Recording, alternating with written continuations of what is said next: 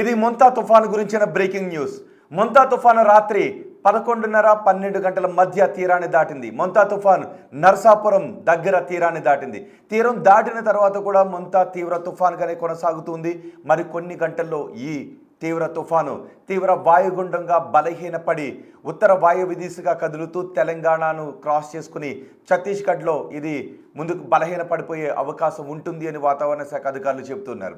అయితే ప్రభుత్వం అలర్ట్గా ఉండటం, ప్రజలను మీడియా కూడా అలర్ట్ చేయటం పెద్ద ఎత్తున నష్టాన్ని తప్పించగలిగించింది అని మనం చెప్పొచ్చు. కొన్ని చోట్ల చెట్లు కూలిపోయాయి, కొన్ని చోట్ల కరెంటు స్తంభాలు నేలకూలాయి. కానీ అక్కడక్కడ చిన్నపాటి నష్టం తప్ప పెద్ద భారీ నష్టాన్ని కలిగించకుండా ప్రభుత్వం తీసుకున్న చర్యల వల్ల ఇది సాధ్యమైందని చెప్తున్నారు. మొత్తానికి ప్రస్తుతం ఇంకా ఈ మొంతా తుఫాను తీవ్ర తుఫానుగానే కొనసాగుతుంది.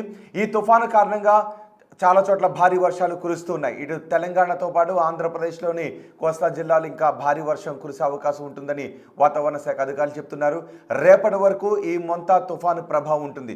మొంతా తుఫాను తీవ్ర వాయుగుండంగా బలహీన పడిన తర్వాత మెల్లమెల్లగా దాని ప్రభావం తగ్గుతూ వెళుతుంది.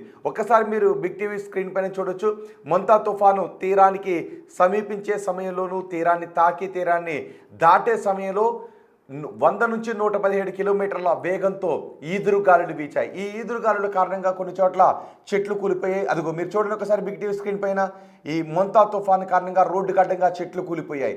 రోడ్డు గడ్డంగా కూలిన చెట్లను వెంటనే ఎన్డీఆర్ఎఫ్ సిబ్బంది వాటిని తొలగించి రాకపోకలకు ఎటువంటి విఘాతం లేకుండా చేశారు. నిజానికి నిన్న 8:30 నుంచి ఈ ఉదయం 6 గంటల వరకు ఆంధ్రప్రదేశ్లో అన్ని రహదారులపైన రాకపోకలను కూడా నిలిపివేశారు. ఒకవేళ ఈ తుఫాన్ ఎటువంటి పెను విధ్వంసాన్ని సృష్టిస్తుందో అని భయాందోళన వ్యక్తం చేశారు. కొన్ని చోట్ల చెట్లు కూలి ఆస్తి నష్టం జరిగిన సందర్భాలు ఉన్నాయి. కొన్ని చోట్ల వెహికల్స్ పైన చెట్లు కూలడంతో అవి ధ్వంసమైన ఘటనలు కూడా చోటు చేసుకున్నాయి. 1-2 చోట్ల చెట్లు కూలి ప్రాణాపాయం చోటు చేసుకున్న ఘటనలు కూడా నమోదయ్యాయి. కానీ ప్రభుత్వం పెద్ద ఎత్తున అలర్ట్ కావడం, సహాయక చర్యలు చేపట్టడం, అందరినీ ఇళ్లకే పరిమితం కావాలి అని ఆదేశాలు జారీ చేసి అన్ని చర్యలు తీసుకోవడంతో భారీగా ప్రాణ నష్టం మాత్రం తప్పింది. కొన్ని చోట్ల చెట్లు కూలిపోయిన ఘటనలు చోటు చేసుకుని కొన్ని చోట్ల అక్కడక్కడ ప్రాణ నష్టం కలిగిన ఘటనలు కూడా చోటు చేసుకున్నాయి. ఉప్పాడ బీచ్లో మాత్రం అలలు ఎగిసి పడడంతో ఉప్పాడ తీరం కోతకు గురైంది. నిన్న చూడొచ్చు మీరు ఒక్కసారి. నిన్న బిగ్ టీవీ సముద్ర తీరాన్ని తీర ప్రాంతంలో అన్ని చోట్ల నుంచి బిగ్ టీవీ ప్రతినిధులు ఉండి సముద్రం ఎంత అల్లకల్లోలంగా ఉందో మీకు మేము చూపించాం. ఇప్పుడు తీరాన్ని దాటిన తర్వాత సముద్రం ఇప్పుడు కొంత ప్రశాంతంగా కనిపిస్తుంది. కానీ చూడండి ఒకసారి, అదిగో ఆ బిగ్ టీవీ స్క్రీన్ పైన మీరు చూడండి. నిన్న తీరాన్ని తాకే సమయంలో సముద్రం ఎంత ముందుకు చొచ్చుకొచ్చిందో మీరు చూడొచ్చు. అక్కడ బీచ్కి వచ్చే వారి కోసం ఏర్పాటు చేసిన చైర్స్ దగ్గర, బెంచెస్ దగ్గర కూడా సముద్రం చొచ్చుకొచ్చింది. కానీ ఇప్పుడు తీరాన్ని తాకడంతో, తీరాన్ని దాటి వెళ్ళడంతో ప్రస్తుతం సముద్రం కొంత ప్రశాంతంగా కనిపిస్తూ ఉంది. ఒకసారి మీరు అది చూడొచ్చు. నిన్న ఎంత ముందుకు వచ్చిందో మరొకసారి మీరు మొదటి బాక్స్లో చూడండి. ఒకసారి ఆ మొదటి బాక్స్లో చూస్తే సముద్రం నిన్న కొన్ని మీటర్ల మేర ముందుకు చొచ్చుకొచ్చింది. నిజానికి తుఫాన్లు అంటే గతంలో చేదు విషాదాన్ని మిగిల్చిన ఎన్నో తుఫాన్లు మనం కళ్ళ ముందు కనిపించే 1977 కావచ్చు, 96 కావచ్చు, అలాగే హుదూద్ తుఫాన్ కావచ్చు, తిత్లీ కావచ్చు, కత్రినా తుఫాన్, ఇలా ఎన్నో తుఫాన్లు పెను విధ్వంసాన్ని సృష్టించాయి. అందుకే తుఫాన్ల సమయంలో ఎటువంటి ఛాన్స్ తీసుకోకుండా అందరూ సురక్షితంగా ఉండాలి, ఇళ్లకే పరిమితం కావాలి అని ప్రభుత్వం హెచ్చరికలు జారీ చేసింది. ఇది మీరు ఇప్పుడు చూస్తుంది ఉప్పాడ సముద్ర తీర ప్రాంతం. మీరు రెండో బాక్స్లో కూడా చూడొచ్చు. తుఫాను తీవ్రతకు, ఆ గాలుల తీవ్రతకు చెట్లు నేలకూలాయి, కరెంటు స్తంభాలు కూడా నేలకొలాయి. విద్యుత్ సరఫరాను ముందస్తు చర్యలుగా నిలిపివేశారు. కొన్ని చోట్ల ఇళ్లపై కూడా చెట్లు కూలడంతో కొన్ని ఇళ్ళు ధ్వంసమైన పరిస్థితి కూడా ఉంది. తుఫాను కారణంగా ఎవరెవరైతే నష్టపోయారో వాళ్ళందరినీ ఆదుకోవడానికి ప్రభుత్వం అన్ని ఏర్పాట్లు చేస్తుంది. అదిగో చూడండి ఒకసారి, కారు పైన చెట్టు పడిపోవడంతో కారు ధ్వంసమైన దృశ్యాలు మీరు చూస్తూ ఉన్నారు. అలాగే మాకనపాలెంలో కూడా చెట్టు కూలి ఒక వ్యక్తి చనిపోయినట్టుగా తెలుస్తుంది. ఉమ్మడి తూర్పుగోదావరి జిల్లా మామిడికుదురు మండలం మాకనపాలెంలో చెట్టు కూలి ఒక వ్యక్తి చనిపోయినట్టుగా తెలుస్తూ ఉంది. ఇక్కడ కూడా చెట్టు కూలడంతో ఆ గోడ పైన పడి, కారు పైన పడి కారు ధ్వంసం కావడం, గోడలో ధ్వంసమైనటువంటి సందర్భాలు కూడా చోటు చేసుకున్నాయి. మీరు ఆ చివరి బాక్స్లో చూడొచ్చు. ప్రస్తుతం సముద్రం ప్రశాంతంగా ఉంది. నిన్న ఆ ప్రాంతం అంతా కూడా పింక్ మనకి రెడ్డిష్లో కనిపించింది. ఇప్పుడు తీరం మీదకి తుఫాను వచ్చేయడంతో ఇంకా పెను తుఫానుగానే తీరం పైన కొనసాగుతూ ఉంది. నిజానికి తుఫాన్లన్నీ సముద్రంలో ఉన్నంతసేపు బలాన్ని పుంజుకుంటూ ఉంటుంటాయి. సముద్రంలో ఎంత ఎక్కువసేపు ఉంటే తుఫాను అంత తీవ్రంగా మారుతుంటుంది, అంత పెను తుఫాన్గా మారుతుంటుంది. ఎప్పుడైతే తీరాన్ని తాకేస్తుందో ఆ తర్వాత నుంచి తుఫాను బలహీనపడుతూ వస్తుంది. క్రమక్రమంగా తీవ్ర వాయుగుండంగా మారుతుంది, ఆ తర్వాత వాయుగుండంగా మారుతుంది, ఆ తర్వాత మెల్లగా బలహీనపడిపోతూ ఉంటుంది. సాధారణ పరిస్థితులు ఏర్పడతాయి. దీనికి 2-3 రోజుల సమయం పట్టే అవకాశం ఉంటుంది. ప్రస్తుతం పెను తుఫాను తీవ్ర వాయుగుండంగా మారే ప్రక్రియ చోటు చేసుకుంటూ ఉంది. అందుకే తెలంగాణ, ఆంధ్రప్రదేశ్, ఒడిశా, ఛత్తీస్గఢ్లో ఇప్పటికీ వాతావరణం మేఘావృతమై ఉంది. ఈ 2 రోజుల పాటు భారీ నుంచి అతి భారీ వర్షాలు కురిసే అవకాశం ఉంటుందని వాతావరణ శాఖ అధికారులు చెప్తున్నారు.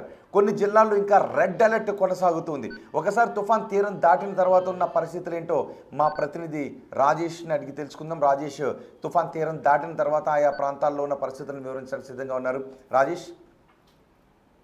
ప్రస్తుతం నేను కాకినాడ బీచ్, ఎన్టీఆర్ బీచ్ వద్ద ఉన్నాను. ప్రస్తుతం ఆ సముద్రం ఇంకా అల్లకల్లోలంగానే మారింది. పూర్తిగా నిన్నటి కంటే కొంత పర్వాలేదనిపించినప్పటికీ ఇంకా తీవ్ర తుఫానుగా కొనసాగుతున్న నేపథ్యంలో బలమైన ఈదురుగాలు వేస్తున్నాయి. ప్రస్తుతం సముద్రం ఉన్నటువంటి తాజా పరిస్థితి ఒకసారి మీరు చూడొచ్చు. అలలు కూడా భారీగానే ఎగసి పడుతున్నటువంటి సిచ్యువేషన్ అయితే కాకినాడ సంబంధించిన ఎన్టీఆర్ బీచ్ వద్ద ఉంది.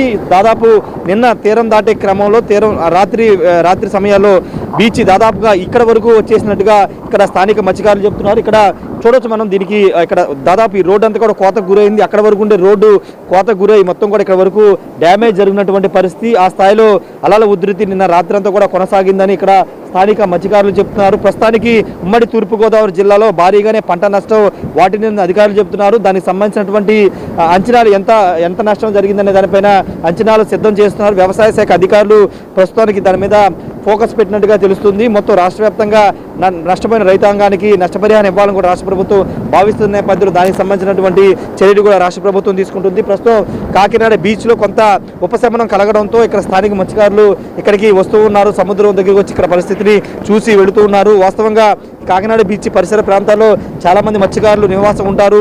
ఈ సముద్రం మీద వేటకు వెళ్ళి జీవనోపాధి పొందుతూ ఉంటారు. ఈ నేపథ్యంలో గత 4 రోజులుగా వేట నిషేధం కావడంతో ప్రస్తుతం ఇంటికే పరిమితమైనటువంటి పరిస్థితి.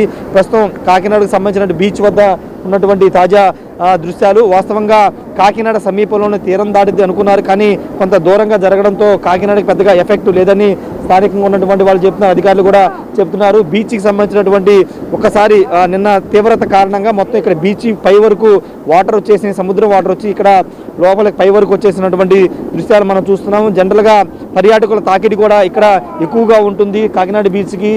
ప్రస్తుతం తుఫాను కారణంగా మొత్తం కూడా బీచ్ని కూడా క్లోజ్ చేయడంతో పాటుగా సముద్రం నీరంతా కూడా అక్కడ లోపలికి వెళ్ళిపోవడంతో కొంత డ్యామేజ్ కూడా జరిగింది. ఇక్కడున్న షాపులు కూడా కొంత ధ్వంసమైనటువంటి పరిస్థితి. ప్రస్తుతానికైతే అధికారులందరూ కూడా వీటినన్నింటి కూడా పునర్నిర్మాణం పనిచేస్తున్నటువంటి సిచ్యువేషన్. అయితే ప్రస్తుతానికి మోంతా తుఫాను ఎఫెక్ట్ తగ్గింది, కానీ వర్షాలు మాత్రం ఉంటాయి. ఇంకొక 24 గంటలు అలర్ట్గా ఉండాలని అధికారులు చెప్తున్నారు. దాదాపు 7 నుంచి 8 జిల్లాలకి హై అలర్ట్ ప్రకటించారు. భారీ వర్షాలు కురుస్తాయని చెప్పిన నేపథ్యంలో ప్రజలు ఇంకా అప్రమత్తంగా ఉండాలని అధికారులు చెప్తున్నారు. వర్షాలు కూడా ప్రస్తుతం కాకినాడలో మేఘావృతమైంది, ఇంకా వర్షం స్టార్ట్ కాలేదు. మరోవైపు అటు ఉప్పాడ తీరం వద్ద కూడా బీచ్ రోడ్డు కోతకు గురైనట్టుగా తెలుస్తుంది. దాదాపుగా పిఠాపురం ఆ ప్రాంతాల్లో కూడా చెట్లు నేల కొరిగినట్టుగా తెలుస్తుంది. పూర్తి స్థాయిలో అధికారులు కూడా వాటిని అక్కడి నుంచి తొలగించే పనిలోనే ఉన్నారు. మరోవైపు మోంతా తుఫాన్ ఎఫెక్ట్ పైన ఎప్పటికప్పుడు రాష్ట్ర ప్రభుత్వం ప్రజలకు అలర్ట్ చేస్తుంది. అలర్ట్ చేసి పునరావాస కేంద్రాలు ఉన్నారు, వాళ్ళకి ఆహారాన్ని అదేవిధంగా తాగునీరు కూడా అందిస్తుంది. ప్రస్తుతానికైతే మోంతా ఎఫెక్ట్ తగ్గడంతో ప్రజలు, ముఖ్యంగా కాకినాడ ప్రజలు ఊపిరి పీల్చుకున్నారు. కాకినాడతో పాటు యానం పరిసర ప్రాంతాలంతా కూడా ఊపిరి పీల్చుకున్నారని చెప్పాలి. మరోవైపు అటు విశాఖపట్నం, శ్రీకాకుళం జిల్లాలో కూడా భారీ వర్షాలు పడతాయని వాతావరణ శాఖ అధికారులు చెప్తున్న నేపథ్యంలో ఆ జిల్లాల ప్రజలు కూడా అలర్ట్గా ఉండాలని చెప్తున్నారు. ప్రస్తుతానికి సముద్రం కూడా కొంత అల్లకొల్లంగా మారింది. సాయంత్రానికి పూర్తి స్థాయిలో కొంత నార్మల్ పొజిషన్కి వచ్చే అవకాశం కనబడుతుంది. ఏదేమైనప్పటికీ ప్రస్తుతానికైతే కాకినాడలో కొంత ప్రశాంత వాతావరణం కనబడుతున్నప్పటికీ ఇంకా తుఫాను కొనసాగుతుంది కాబట్టి ఇంకా భారీ వర్షాలు కురిసే అవకాశం వాతావరణ శాఖ అధికారులు చెప్తున్నారు. కాబట్టి ప్రజలు అప్రమత్తంగా ఉండాలని చెబుతున్నారు.